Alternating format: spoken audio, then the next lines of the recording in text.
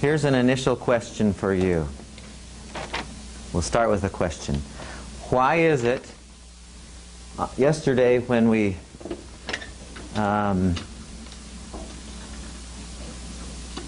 when I had you sitting in your chairs and I had you test your pulse, remember? And I had you test your breathing rate. Why would I care about that? Why would that be an interesting thing in relation to stress? Mike? Doesn't your heart rate have to do with, well, your heart rate and breathing has direct correlation to how stressed you are? Does? Well, if you're breathing heavy, you're normally not thinking straight. Well, if your heart rate is speeding, so my thinking changes my heart rate? Absolutely. Yes? Absolutely. When you're in an intense situation, for instance, like, let's say you're a cashier and someone's robbing you, your heart rate's going to increase, your thinking's going to get skewed, and I'm sure your stress level's going to through the roof. So if you're walking around heart rate is higher, then wouldn't you be stressed normally? Does that make sense? I would go the other way. Like if you're stressed, you're going to probably experience elevated heart rates. No, that's what he's saying. Yeah. Yeah. So we're magic. I mean, I'm gonna make my heart rate go faster.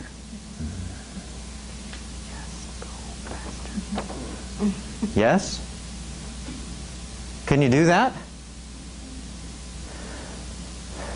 I mean, okay, what about breathing? I mean, that's an interesting concept. Why would I care about... Did I ask you if you did stomach or chest? I did that, didn't I? Why would I care about that? What's that got to do with anything stress-related? I mean, certainly we can consciously, but I said don't change how you breathe. Just grab a chair and make yourself at home. Why would that... Isn't it when you're more relaxed, you tend to breathe more? Don't breathe deep. Breathe deeply? And then when you're stressed, you take shallower breaths, so it's more in the chest. I think. Is it? I think that's what for me, like if I'm stressed, then like I'm not taking those big breaths, like shorter. Gotta, like, especially when you're thinking about everything, you're like, oh my gosh, I gotta get this done, this. And you start to almost like have a mini panic attack. And your breathing starts being really shallow. So, here's the next question then. Why in the world would that happen? Why would it happen that you're a teller at a checkout stand? What did you call it? Cashier. Cashier. Yeah. Teller, I was thinking banks. And somebody comes and sticks. Why would it be that your heart rate does increase? Why would it be that your breathing changes? Our body's reacting to the circumstance. If we're in a position where we're stressed and our body feels like we need to get something done, it's going to pump more oxygen into our brain to get us energized to get something done. Whether we have something to do or not, if we're stressing about it, it thinks we do. Okay. So let's analyze that. What we play with today, if you can understand this and understand the times when the stress response is appropriate and the times when it's not appropriate, you've won half the battle. Maybe 30% of the battle. You really... I think this will be a revelation to a lot of us in here. Whenever we talk about this and people go, that doesn't seem right, that I'm stressed so much, if what you're saying is true. So let's go through this. So I want you all to imagine for a second that we are somehow time traveling back to a time when, we'll say, let's just say for saying sake, 10,000 BC. I don't know what it was like then, but let's pretend that we could go back to 10,000 BC. Okay? We're living out in the wilds. There's certainly no electricity, cell phones, computers. There's no modern conveniences. It's just us and nature. Can you picture that? And I live over on the East Bench, up there in an area of the town, and we're all kind of in the same neighborhood. And I've invited all of you over to my estate, cave, for a barbecue. And we've just killed some big something, and we've got it on the, what do you kill back then? And it's not a mammoth either. Man did not live when mammoths lived. We've killed some buffalo or something, and we've got, Bobby's really strong. He's turning the thing on the fire, and we're all just kind of hanging around. We're playing golf. We're working on our short game. We've got some Frisbee football going. We're just having a good time. Okay, very social. You and your family, friends, we're all there just hanging out. Okay, can you picture that? Now, while we're there, we live pretty close to a forest. And as we're playing, we're working on our short game and we're just getting ready to eat. And we notice a rustling of bushes right near the forest, and then out from this forest emerges this enormous bear. Big Hummer-sized bear. It's huge. Okay? And he has smelled our food and wants some himself. Okay? Can you picture that? Visually seeing this big bear coming at us, right? So, as you, individually, as you see this bear coming at us, and as far as you're concerned, he's coming at you, what's the first thought that's going to happen in your head upon seeing the bear? Okay, what do you mean by that? What's the first thought? Okay, that's the second thought. What'd you say? Okay. Okay. Something that sounds like, uh-oh, right? Whatever it is. The equivalent of what you said, whatever that sounds like for us, we say that immediately. Now, why do we have that initial thought? Yes. Our thought is, behind this is, I'm in danger. Really, truly, I might die or have pain, physical pain.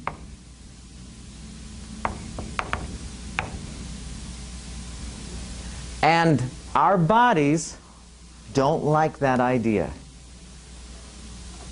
Okay, with me so far? Our bodies don't like pain. Really, they will do more to avoid pain than anything else. Even now, we'll do more to avoid pain, physical pain, than any other thing.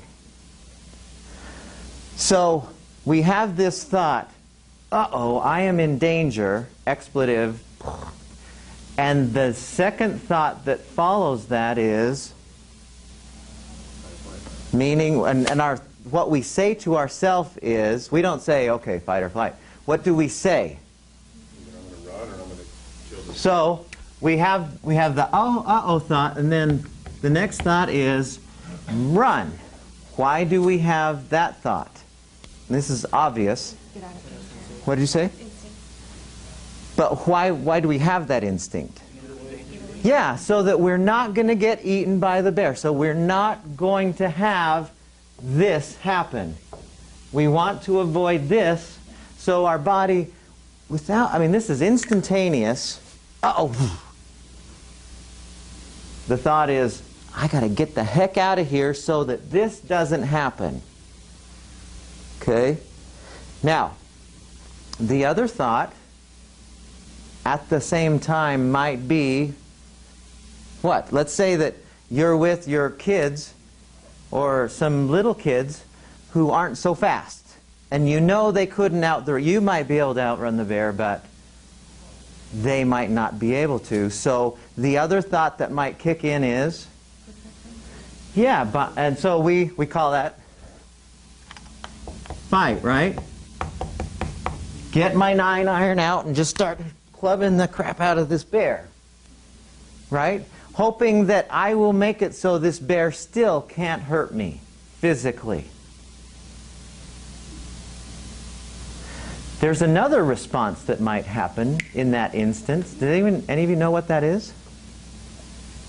We know the fight or flight. Bobby's exactly right. The fight or flight response, there's a third one that sometimes happens. Yeah, it's called freeze. Fight or flight or freeze. I had a student once who, she was a big outdoor person, and she was camping one day, and she said that a bear really did show up in her campground where she was camping, and she really did just stand there. Apparently that's what you're supposed to do, maybe, but she just sat there, and the bear kind of came up to her and went, and then walked away. I couldn't do that. I would be running fast. Okay, so you have those three possible. This is kind of deer in the headlights. You know, I don't know what to do. Freeze. Okay, now, as this happens, you've got running or fighting or freezing. You have, as that happens, you have an enormous flood of physiology that kicks in. Not psychology. I don't want to focus on that yet. I want to focus on what happens, and it's a long list of things in the body such subsequent to the thought of, uh-oh, I'm in danger. So this is conscious. After that happens, it all goes unconscious. Autonomic nervous system. We'll play with that later. What are some of the things that are going to immediately take place physiologically that help kick in the fight or flight response? Okay, so we have what happens to adrenaline? Who said that? So we have an increase in adrenaline. What is adrenaline?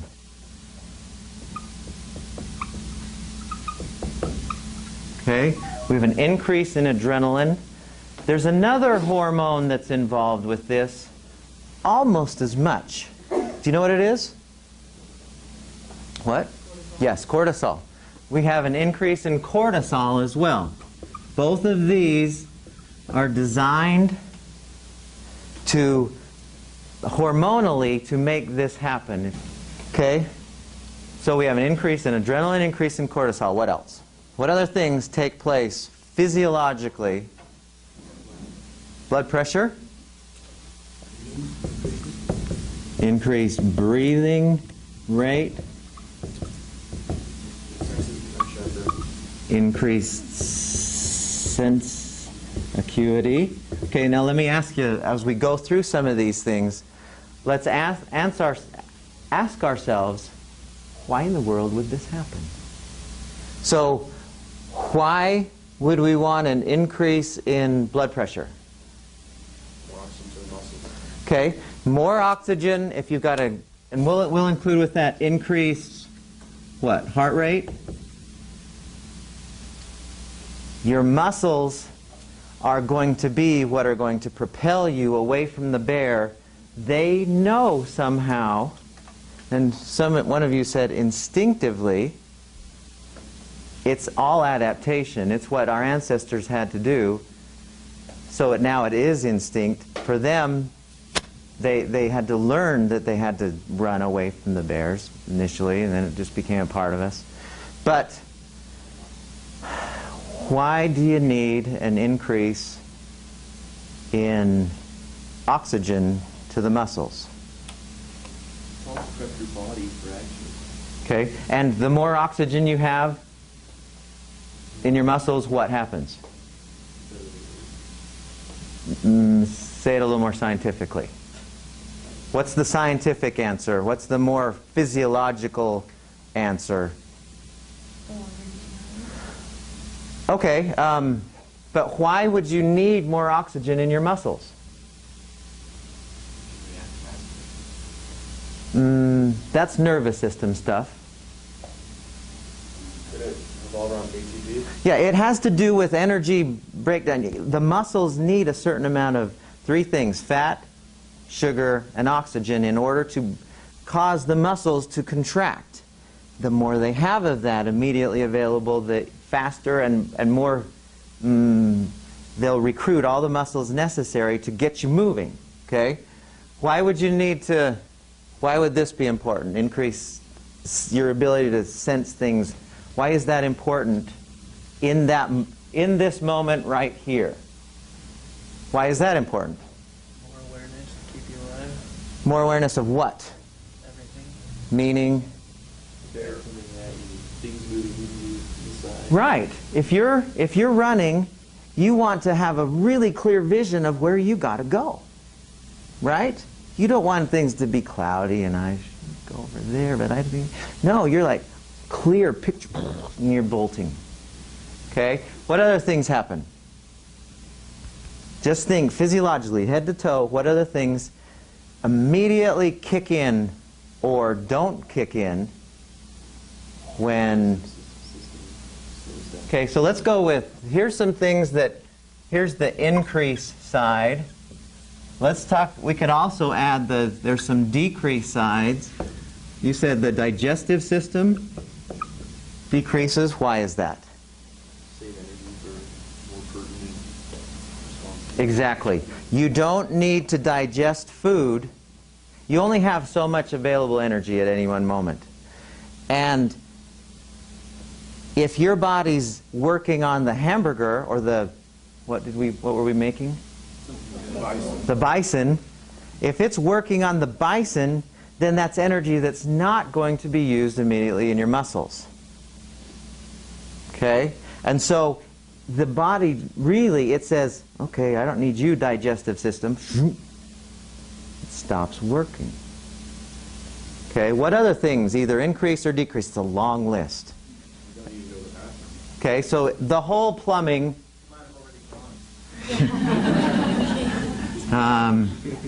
let's see, what system is the urinary, the whole plumbing part? Is that with two M's or a B? B, I-N-G. Plumbing turns down or off or works incorrectly because, again, those aren't necessary for helping you get away from the bear. What else? Think about what happens to you. Sweating? You sweat. Okay? Where? Is it globally? Is it the whole body? For some people, probably. That's an interesting one. We have an increase in sweating. So tell me, normally, when you exercise, what's the primary reason for sweating? Yeah, it's cool. We sweat so that when it evaporates, we're cooler. Has nothing to do with this. Why do we sweat when we're getting away from the bear? Actually, that's the odor part. Odor. Is that with an O-R? That's right? You actually stink to make you less appetizing. That is accurate. Why? And when I first saw this, when I was studying, the stress response and what happens, and I read this and I saw the explanation, I went, no way. That can't be right. And I saw it in a different place. And so I said, okay, I guess that makes sense. Why do we naturally sweat when this is happening, when the bear's presented itself to us angrily? Maybe like left field, like to help you get away, like you're in this grab, like you might be like slimy enough to move out. That's it. Really? That's the reason. That's the reason. 1,000 points. I was a left fielder, but all right. It makes you more slippery so that when you are caught, because we didn't wear clothes back then. And so you had that as another defense mechanism. Okay, what else? Good one. What happens muscularly? The muscles tense? Do you have to tell them, all right, muscles, come on, get going? No, they just tense, right? Now, let's ask you this. Why? Well, which muscles would you guess are the main ones that would tense up? Okay, legs and?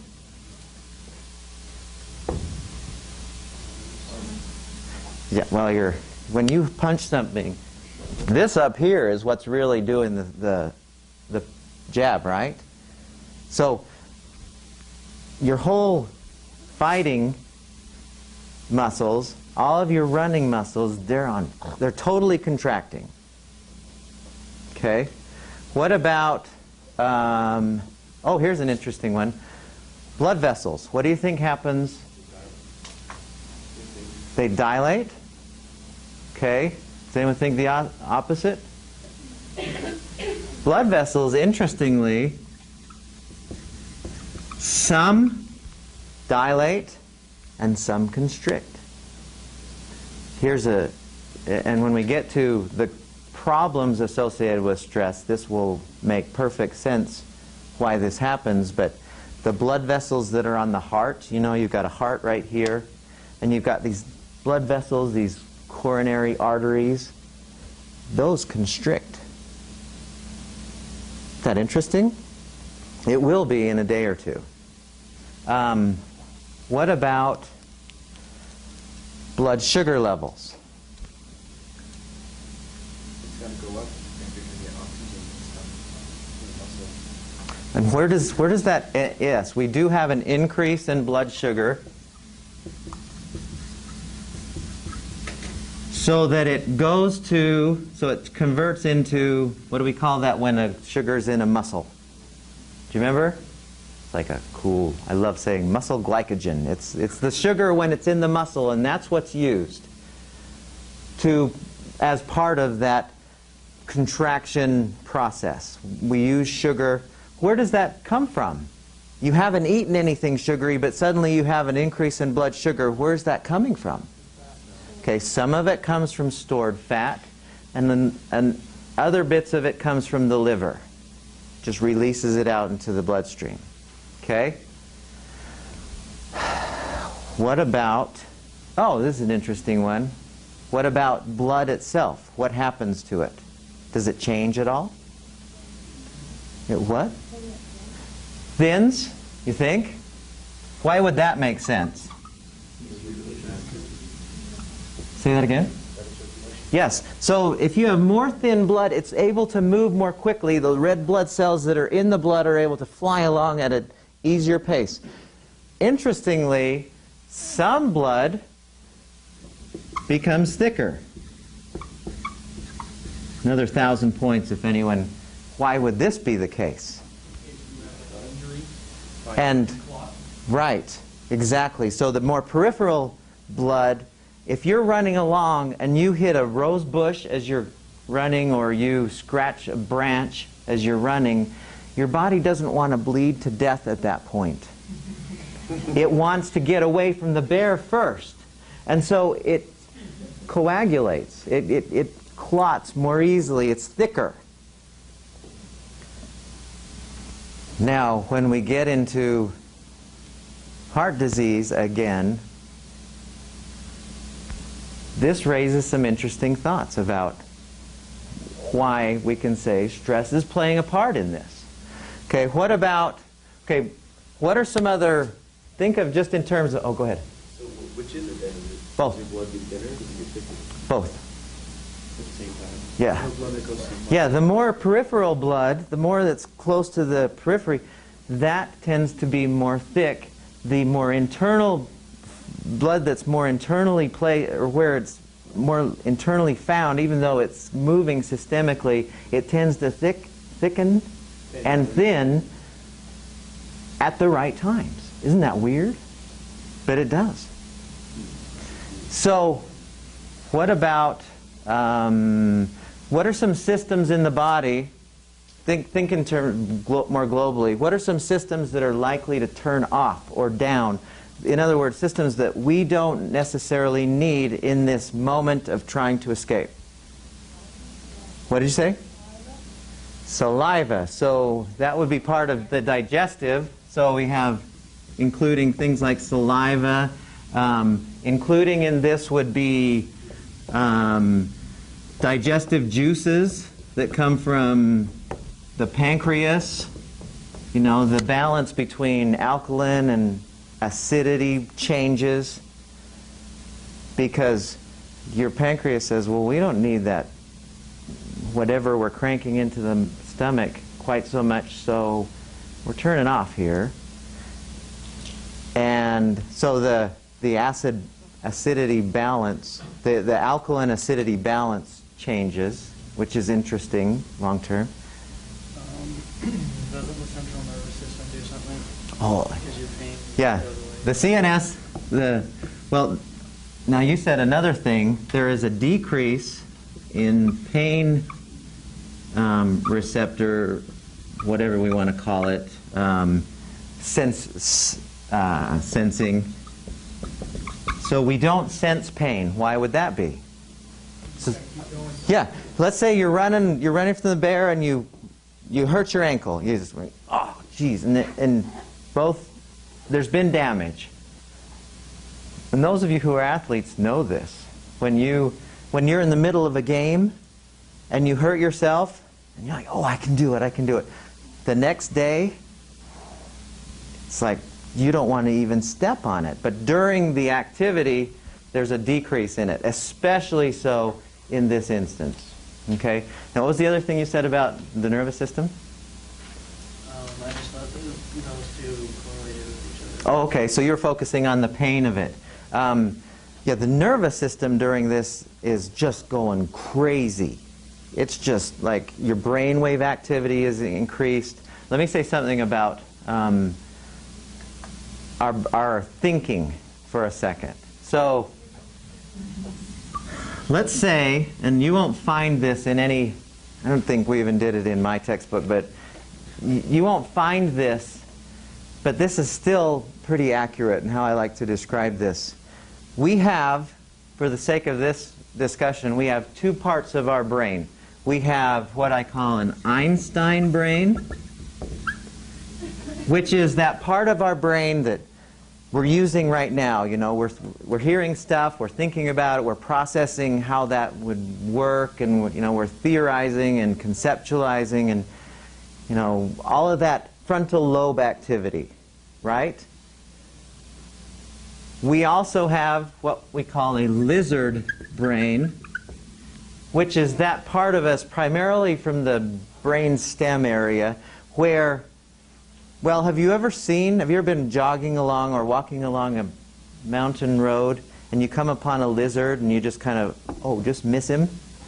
What does he do? Does he go, man, you're big. Holy cow, and why am I so small? And yet this ant is smaller than me still. And how does that relate to this lifetime that I'm in? Is that what the lizard does? No, the lizard goes, and he's out of there, right? The lizard brain cranks. Now, when we're in this situation, which of these is likely to be the dominant one? Einstein checks out. Now, that's different than what you said about sensory acuity. That's lizard brain stuff. Now, when we get to discussing the consequences of stress, and we ask ourselves, why do I not remember anything when I get ready to take my test? That's why. Because you don't need Einstein when you're thinking you're being chased by a bear. It's all clear now. What other systems in the body likely turn off or down? Yeah, don't need any of that going on. Decrease. Which, that's another interesting one for long-term consequences. You know, all these things that people are using to try to help themselves out. I just need to relax. What other ones? What is that system in the body that when somebody in here coughs and the rest of us go, and nothing happens to us as a result, or somebody sneezes and all those virus... Yeah, our immune system. Does the immune system turn down? There's more research, just mountains amount of research that shows, and we can prove this in 18 different ways, that when a person is stressed, their immune system goes down significantly. So we wonder why we get sick as the semester rolls on, or right before a big test, or when we've got something that's really scary and we suddenly find ourselves, oh, I'm just so sick, I can't do it. There's a lot of, it's because this immune system has decided, I need more energy, but you're using it all up over here. Think of anything else? Oh, here's an interesting one.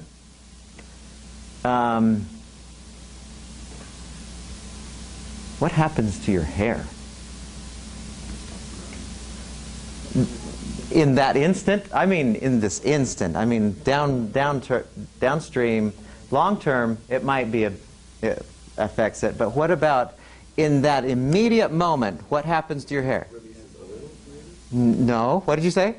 Stands on its end. Have you ever seen a cat? Right? Dog shows up and cat goes, why does it do that? Yeah, it makes it appear larger. And we have the same thing, we just don't have any more hair. But we used to, and that was part of us. The hair, you've heard the saying, you know, I could feel the hair standing on the back. Well, that's a real thing.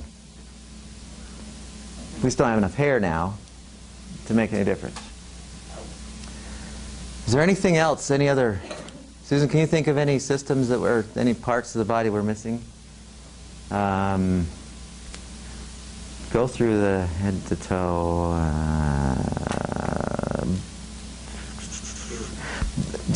We mentioned breathing rate. Where are you likely to breathe from? Chest or stomach? Have you ever watched somebody who's really angry on TV? Are they going?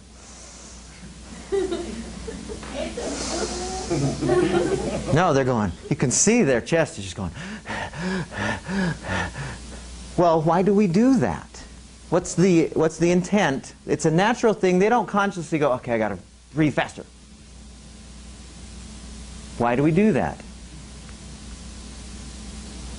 I mean, yeah, exactly. We're trying to get more oxygen in and thinking if we do it more quickly, more will get in there to the brain and to the muscles. Now, we could go on and on with this list. It's quite amazing, all the different things that happen. This is enough. The next question is this. All of this happens for one single reason and only one. What is it? Physical survival. That is the only reason this is a functioning part of our physiology, so that we don't die and we don't have physical pain. It has no other useful purpose in the human, in our system, in our form. It doesn't have any other useful reason for being except to keep us alive in the presence of a big bear or the equivalent. That tick you off? Okay, so now let's ask this question. Does anyone have a calculator?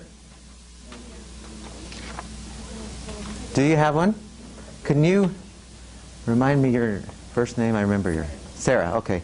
Sarah, would you mind, I'm going to have you keep track of some numbers that I'm going to ask everyone in the class this question. I'm going to ask each of you individually just a really quick question. I want you to answer accurately as possible. I want you to answer thinking of the last month of your life. So the last 30 days, I want you to tell me how much of that time you were in situations that were the equivalent of a bear coming after you. In other words, your life really was, honest to goodness, in danger. Got that? Does that make sense for everyone? So I'm going to come around, I'm going to ask each one of you, and then, Sarah, I'm going to have you keep track. I'll tell you what numbers to punch in there. Okay? So, in the last, and everyone, so that when I get to you, have the answer in mind. So you're not calculating when I finally get to you. Just kind of think, okay, last month, well, I was whitewater rafting and the raft fell over. So that was like 20 seconds. And I was in a fire, or I was falling down a hill, or somebody was chasing me for sure. Have that answer in mind. So, and I'll ask you when you do tell, I'm kind of interested in what you did that caused that. So nothing comes to mind, and that's very likely for a lot of us. Zero. No, and at the same time, there might be situations that every time we do this in the wintertime, we always have far more because people, cars sliding sideways or people crashing in. So real life-threatening situations are more prevalent in the winter. But that's not to say we're not having. I'm not trying to show that it's a zero for everybody either. Nothing for you, Fatima? Zero. Nothing? Zero. Okay, so you guys need to do more fun stuff. I want to think of one thing. What happened? We were tubing down a river, and we thought this area wasn't as rough, so we can get off and start all over again. Mm-hmm. And I got off my tube, and the river just took me away. And Oh, good. I couldn't put my feet down or anything. And I love that one. I was hitting rocks and everything, and these people behind You me. were? Yeah, I was I hit my knee or my leg on a rock and didn't even know it until I got out walking, and my leg was all bleeding. See? This kind of stuff's taking place for you. So how long did that last? From when you were in danger to when you were no longer in danger, not the afterwards, whew, that was tough part. Well, it was just I don't know, not even 5 minutes, because these people... 5 minutes? Not even that, Yeah, so what would you say real time where you were actually life-threatening? I would say 2 minutes. 2 minutes. So that's quite a long time it seems like, but... Floating for Okay, quite a so... Really? Okay. the only reason these people behind me were on a tube also, and they caught up to me, and that's when I was able to jump off, pushed myself off a rock, and then they caught me. Oh, okay. So about 2 minutes. Okay, so put a 2 in there. Good one. That's a good... How about you? 0? Okay, I'm going to come back to you in a minute. Okay, Sarah, will you do this? Math. Okay, what's the number that you got there? So if you add that all up. Oh, no, don't say, oh, shoot. Oh.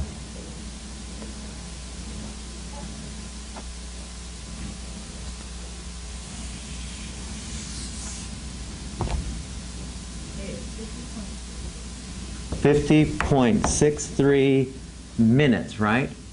Yeah. Minutes.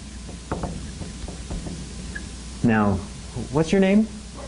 Mike. That's right. I want to... How much time would you say that you spent in this right here? Uh-oh, I'm really in danger. Bad things could happen right now.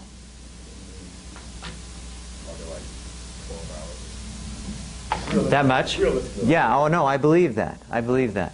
So... Just chilling, but there's times where there's a helicopter hovering 15 feet above me, and there's a cable below it, and I have to hook a cargo net to it. Right. And that helicopter just needs... It's at a point where if it falls, there's no... You're dead no meat. redemption, I'm dead. Yeah. And then there's times where I'm out sleeping out on the fire, and the fire could creep up on us at night and kill us. So it's So it's wild. in the last month, 10 hours. 10, 12 hours. Let's say 10. So, what's that, is that 600 minutes? Am I adding that right? Okay, for Mike. Okay, now, is that right math? 10 hours times 60 minutes is 600, right? That's why I didn't go into math. So, do this math. So we have 40 people in here. I don't know if we have 40 today. So multiply 40 times 60 minutes times 24 hours times 30. What's that number?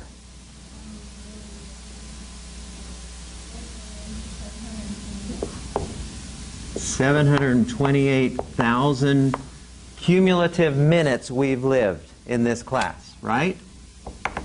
Am I thinking right there? Okay, now I want you to divide 50.63 into that.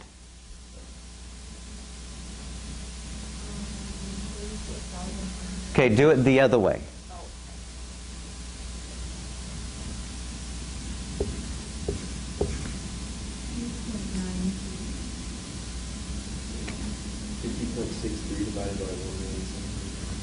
It would be 0.00. Oh, so negative 5. Does that mean there's 4 or 5 zeros? Then what? So the number says 2.90. That's right. So one more zero still? You're right, because you moved the dot 5 spaces and it makes 2.9. 2.93. Well, it doesn't matter. Less than 1. Okay. Now, I want you to do the same thing with mics, just for fun. Because this has only happened once or twice before where somebody has a legitimate job where they are in danger a lot of their... So all the zeros. It's still 0, 0, 0? Yeah. So, then what? Isn't that how that should be? So, still, Mike's less than 1%. That's if it was the whole class's hours. Oh, that's right. You didn't take your mics out. So, divide that by 40. Or multiply by 40, right? This is too much math. Now it's 0.013. Still less than 1% of his month. Okay, the point I'm trying to make here, and Mike is the exception, we are only in situations in our lives, and it is always less than 1%. In the 15 years I've been teaching this class, it is always this. We are in situations in our lives that are legitimately stressful. In other words, where this is legitimately on for the purpose that it's designed, less than 1%. How many of you on that stressometer the other Tuesday, when I said on a scale from 0 to 10, how many of you put higher than 3? Did anyone put less than 3? I don't remember, and some of you were 10. So, what's going on in your brain when I say you're never in need of this, yet this is always happening? A little, right? I mean, if it's all, get this, guys. Its only purpose is to help us not get dead or have pain. That's the only reason why we have this happening to us. And yet we're never in situations where we legitimately need it. It's just kind of like everything else with human biology and everything. It's like a natural occurrence that is really nice to have when we need it, but if you overdo it, like overeating, overeating or oversleeping, all those are good initially until you binge on them. Who was our Angel's Landing? Who was our Angel's Landing gal? So, did you feel any of this when you were slipping? No, but I mean, didn't you feel like, did your muscles tense up like you're like grabbing for your life? I mean, could you have fallen a long ways? Yeah, and when that's happening, we're glad this kicks in. Have any of you ever been chased by somebody who you didn't know? Let's see, who was our, was it you who had the person stalking you? Who was the, oh yeah, you. What was your name? Andy. Annie? Andy. Andy? Yeah. Andy, so if he would have come at you, do you think you would have appreciated your ability to run super fast or beat the tar out of him? You would have liked that, right? We love, see, the thing that this does is it gives us super power, super speed immediately in those times when we do need it. That's the only reason we have it. We're glad we have it. I mean, when the fire's coming upon you, you want to be able to just bust out of there and beat the flames. I don't know how that works, but I'm guessing sometimes you're outrunning them sometimes, I'm guessing. A few times. It's terrifying. Yeah. And you want to be able to be faster than lightning. We love that we have that. The problem is, we're never there. This is our reality.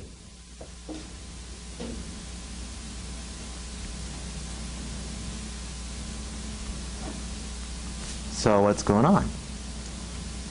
Why would we be stressed if we're never in stressful situations? Emotional stress is jeopardizing your physical safety. Right. You're right there. It doesn't need those. So why would we, you know, somebody give us an emotional stress. Finals. Breakup. Okay, let's take an exam, a really important exam. We'll play with exams a lot in here. We won't do any, but we'll play with them. So, what is the thought that's happening in your head? Because we said earlier, we're magic. Our brains make our heart rate go faster, our breathing goes faster. What is the thought that we have that says, I'm in trouble? Since we're not physically, no one that I know of has ever died from a test. Something like that, yeah. And we have this perception that if I fail, we've equated that to, I'm going to be in really bad danger. Replacing the bear with the exam. What's your name? Mikkel. Can I use you for a second? Can you come up here for a second? I want everyone in here to pretend they're Mikkel. That would be fun, huh? Okay. So, Mikkel, can I ask you, have you ever been to like a Major League Baseball game or an NBA basketball game or anything like that? Have you ever been, or even a college basketball game? Yeah, I go to jazz games. You go to jazz games, so yeah, you have been. So, when you go to the jazz game, if you get there early, you see the people warm up, and you know, see the guys down there. They're just shooting layups, jump shots. They're stretching a little bit, and then they go back in the locker room or whatever, and then it never seems to be the same. But they come back out, and then they do the national anthem, and then they tip the ball off, and then they play. Right? Does that sound familiar? Okay. So what I'd like you to do, I'd like you to pretend for a second that you're at a jazz game and you're the person who's singing the national anthem. Okay? And there's no music, it's just you doing a cappella, you're just on your own. I'd like you to just, right here, I'd like you to sing. Oh, no. I don't even know all of the national anthem. Just the first. That's a sad. That's why I don't sing. So, but you know, like the first, what is it? Oh, say can you see by the dawn's early light. So just start into the first, go ahead, just. Do I really have to sing it? Can I just... Kind of. No, sing it. Like, no, no, I'd like you to sing it like at a jazz game. So they really barrel it. They like, let it fly. Just. You've never sung it before? No, I have. But So you can sing I it. can. Well, I can yell and scream it. I'm not a good singer. But you've sung it before, so you can. Yeah. So just let it fly. Oh, say, can you see by the dawn's early light what so proudly we hailed? That's like, Hail, yes.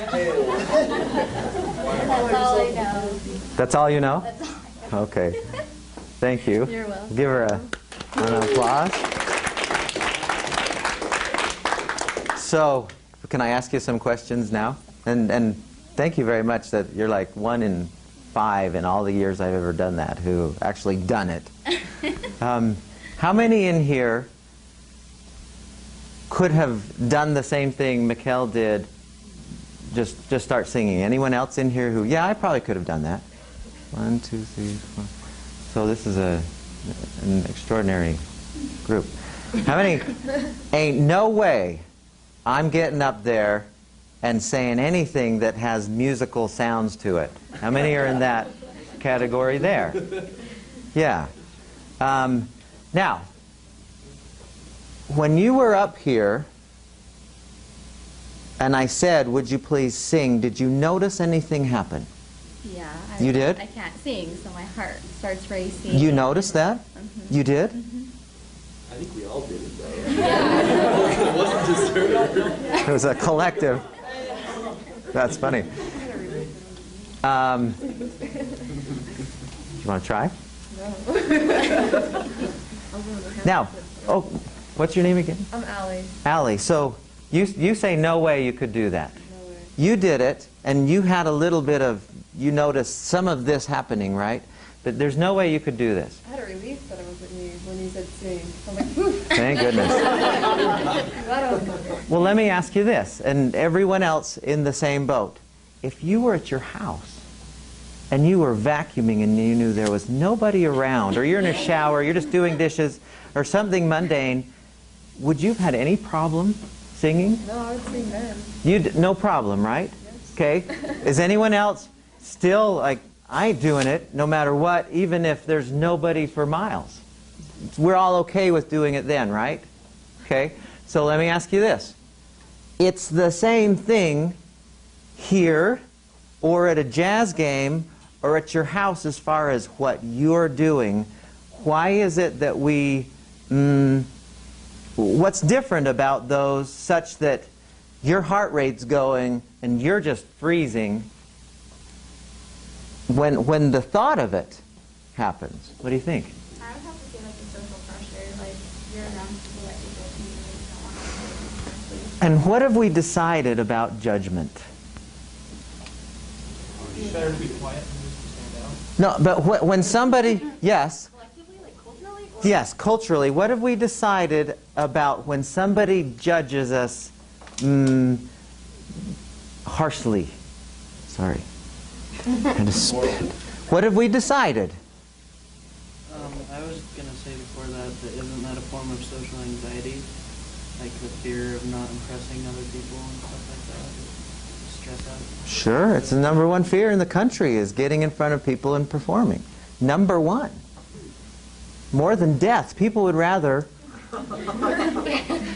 die than stand. That's not the case as much here in Utah as other places I've been. People really hate the idea of just being up here at all scares people, let alone singing, right? What do you think? I think culturally we've decided that judging is bad and it's like something you're not supposed to do. But everyone does it, and they really base like what they think of what they see. Like you're told not to judge, but you know, if you hear that a movie's bad because someone saw it, you're probably not going to go see that movie. You're like, oh, that movie's bad because someone who's judged it is bad. Yeah, we buy into it a lot, don't we? The judgments around us, we buy into it. Now, when Mikkel was up here, so we've decided, yes, that judgment hurts. Okay, 2 questions. When you were up here, Mikkel, Annie? Allie. Come in here just for a second. I promise I won't make you sing. I promise. Come up. But I just want you to stand here for just a second. Is that really the time? Okay, so you stand over here. Now, I want everyone in the class. First of all, when you were doing this, when you were up here, and when you were thinking down there, what are the thoughts that you had that you were thinking people might have about you? That camera just makes me nervous, so I was just trying not to look over there. So it was the camera. Yeah. Okay, so that's I even, wouldn't have there's done any there's better no way either that the way, but- camera can even hurt you. I mean, that's even less somebody's thinking. Till it goes But, viral. yeah, Yeah. until it goes viral. Okay. So, what is it, what are the thoughts that you were thinking that they were having, the judgments that you were thinking they would have about you? But she can't sing. I know I can't sing. They would say, man, she's a rotten Sucks, singer. yeah. How many of you in here said, oh my gosh, she really is awful? Did any of you actually do that? You did, yeah? Okay. He hears me sing all the time, so that's how. Now, here's what I want to try. I want you all, for just a second, to think the most mean, despicable thing you can think about both of these young ladies. Just for just a second. Just for a second. I want you to try, I don't want to hear it. not out loud. I just want you to think, oh man, her hair needs to be better. Just say something that's in your head. And I want to demonstrate something here because it's so obvious, and yet we've suckered into this cultural belief that other people can make us feel how we feel. So go ahead, just lay it on them. Really, just give him your worst. Am I allowed to participate? You can, but not vocally. Yeah. Now, are you feeling anything? Are you sensing those mean vibes?